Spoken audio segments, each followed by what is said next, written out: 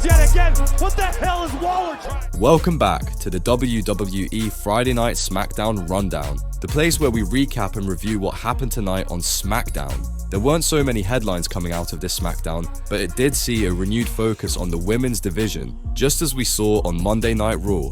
This is all following that unmissable women's Money in the Bank match. You'd love to see it.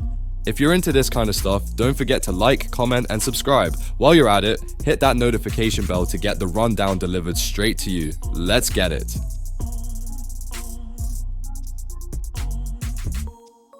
Let's start with the match of the night. DIY and A-Town Down Under have run it back and delivered a great rematch tonight. It was more of the same we saw last week, and there's nothing wrong with that. The action was fast-paced and crisp, which occasionally exposed some of Grayson Waller's inexperience. Despite this, they still put on a hell of a match.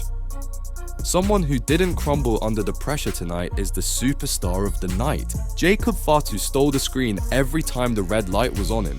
His performances stand out. They are realistic and unhinged. You really wouldn't want to cross this guy. The perfect enforcer for the new tribal chief.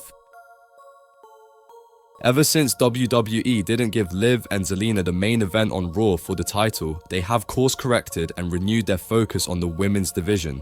We saw DeVille's new faction debut, Damage Control kick it up a gear, that incredible women's Money in the Bank match, Rhea return, and now some fun stuff on SmackDown to cap the week off. There were segments for Cargill and Belair, Chelsea Green, Naomi and Davenport, and the spot of the night being the drama surrounding the women's WWE title and Stratton's Money in the Bank. It looks like the women have finally been given the green light to really go at each other on the mic, just like the men are now able to do. It's refreshing and makes for way more engaging promos. WWE started teasing the angle of Stratton cashing in on Nia Jax, a rivalry I think would be very entertaining. This far out from Wrestlemania 40, and we are finally starting to see a bigger focus on the women's WWE title. Better late than never. I can't say I'm a fan of Cody running through the bloodline again, especially for one of the main pay-per-views, but the timing of the match makes me think this may be the one that Roman makes his return for.